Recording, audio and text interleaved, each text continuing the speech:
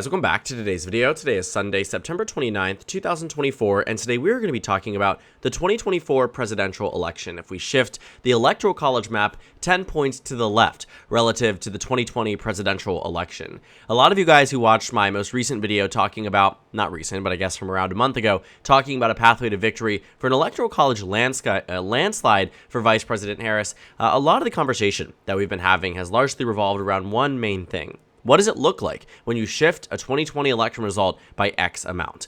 And so while the landslide video wasn't a set amount, it wasn't a 5-point shift, it wasn't a 10-point shift, it wasn't a 15-point shift, I decided to go back to some of my earlier roots. I've made these videos probably early around 2018, 2019, where I've taken previous elections and really just shifted them by 5, 10, 15 points to really just understand if there was a universal shift, what would it look like and what type of Electoral College victory would we likely see in the upcoming election cycle. Now, 10 points, I think, is definitely the most we could ever see an election shift in a lifetime. I originally intended to do this video at 15%. At that point, I felt like it was too much, considering my safe characterization pretty much lies into 15 points, and it would render certain states like Nebraska's first. It would render other states like South Carolina become automatic Democratic flips. And I think even at that point, it becomes too extreme to be more believable, and I think 10 points is definitely something we have seen, right? 2004 to 2008 was a 10-point national swing, and so I think that's something that grounds us a little bit more, and what actually could happen in some level of reality versus something that would be almost entirely improbable. And so what we're going to do here is we're going to characterize all of the states, starting off from safe Democrat all the way to safe Republican. And so what that means essentially is we're looking at states that Kamala Harris, is going to win by a safe margin. We're going to go down that list here, and we're pretty much going to break it down. Now, the thing is, the 2020 election had a lot of states on very polarizing sides. It wasn't just one side of the aisle that had very strong states. Both sides had very strong states, and arguably even two very strong swing states. For instance, states like Iowa went to Donald Trump by 8 points. States like Virginia went to Joe Biden by 10 points. And so regardless of, which side we're swinging to, in different hypothetical scenarios, they could be swung in one way or the other, but a lot of them also, too, were just pretty solid and locked in for Joe Biden and Donald Trump. So on this map here, what we're going to go ahead and do here is we're going to map. We are going to map to a magic number, 270 electoral votes, and really move beyond that point.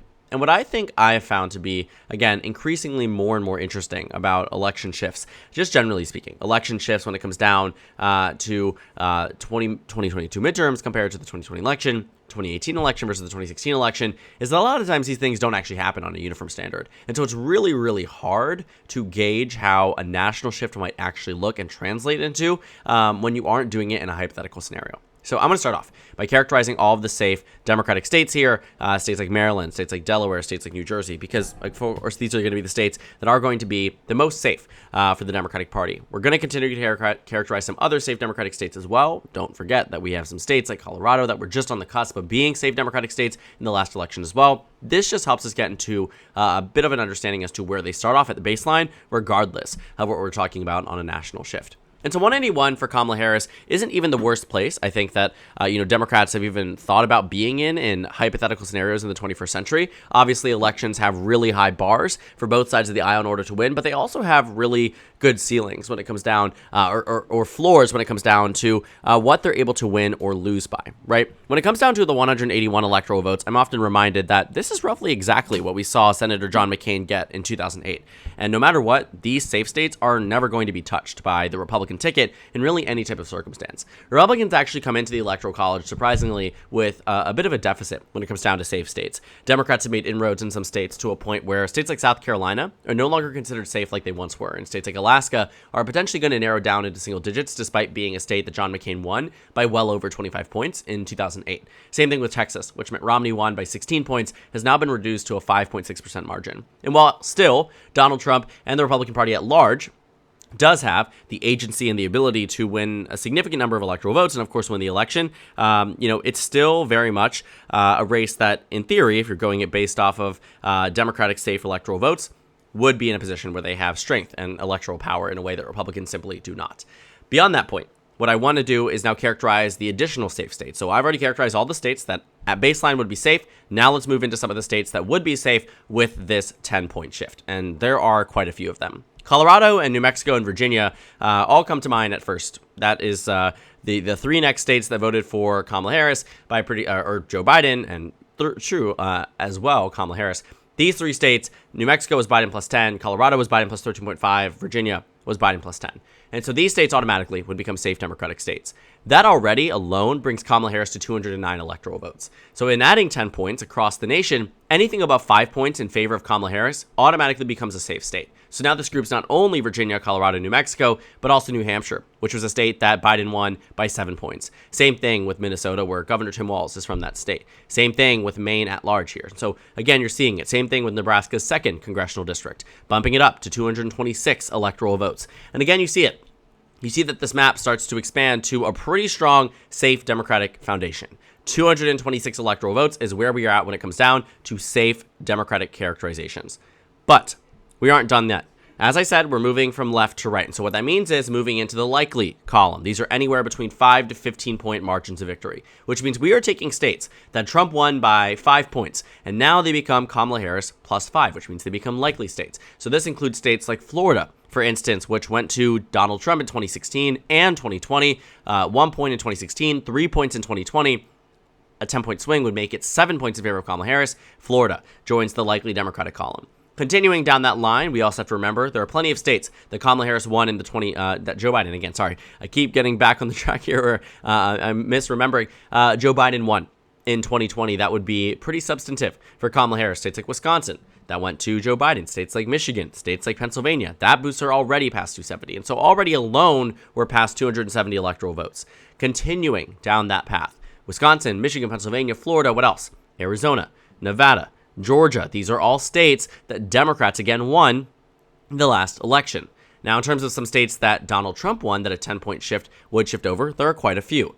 But again, looking at North Carolina, that would be a likely Democratic state.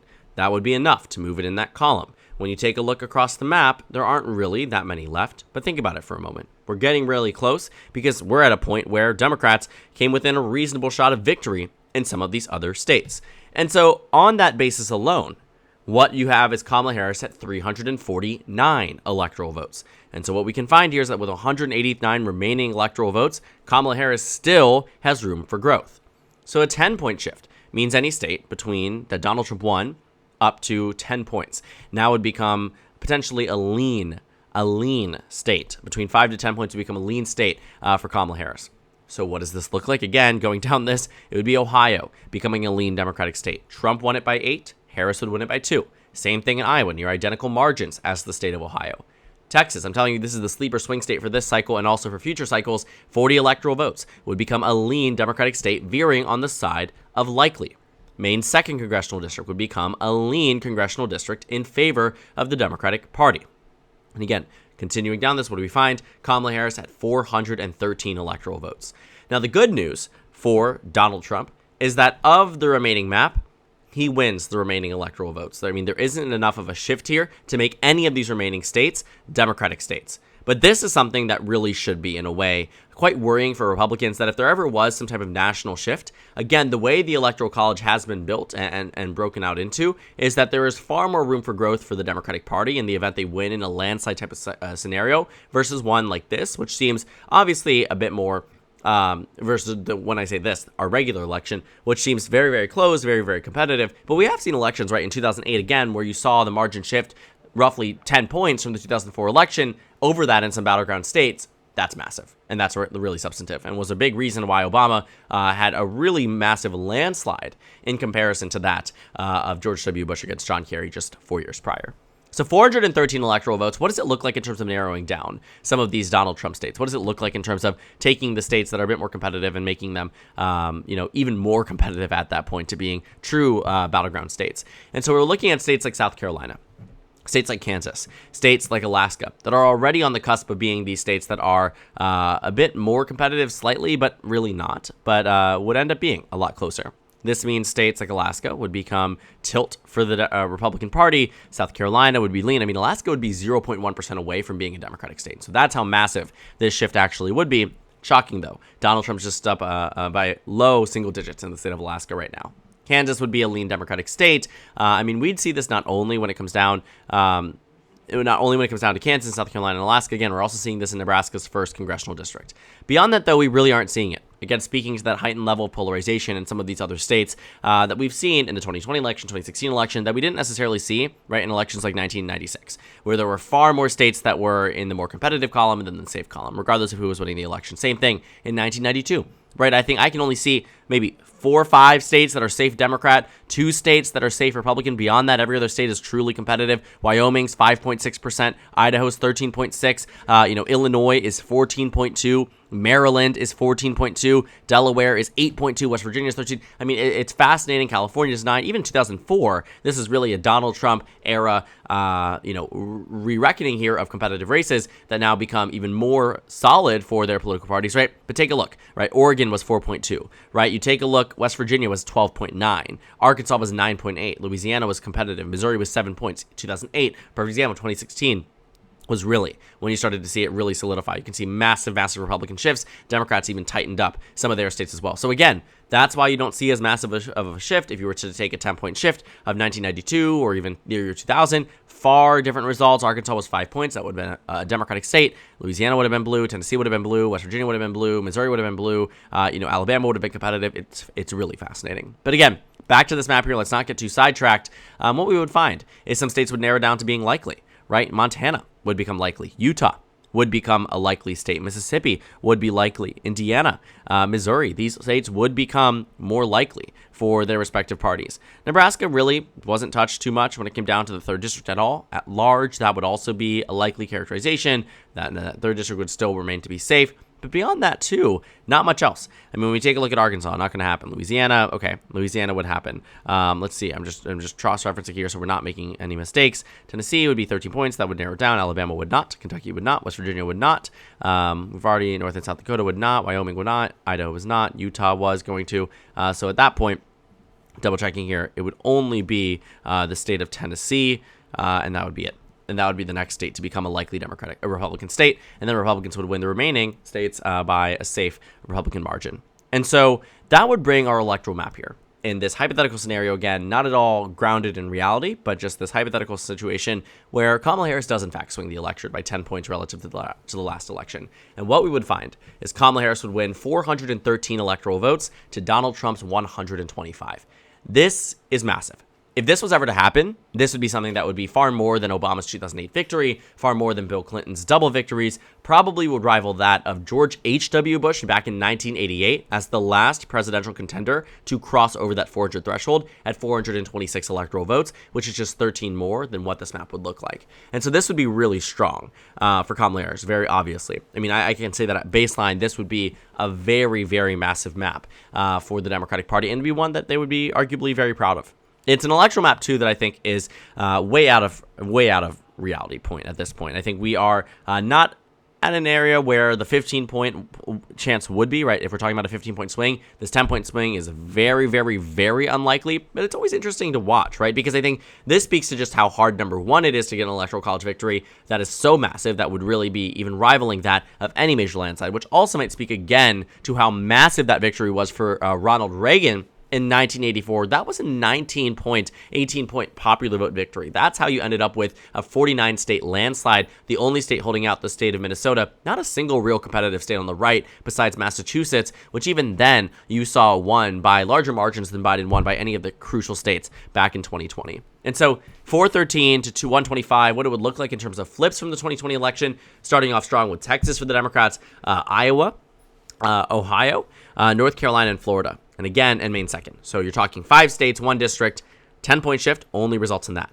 So we are very much a hyperpolarized nation, equally to the slight advantage the Democrats would have in this shift, because if you're talking about a 10-point shift, Republicans will not perform nearly as high. And that's because at baseline, Democrats have a stronger core support base from these more populous states, from the more bigger areas across the country.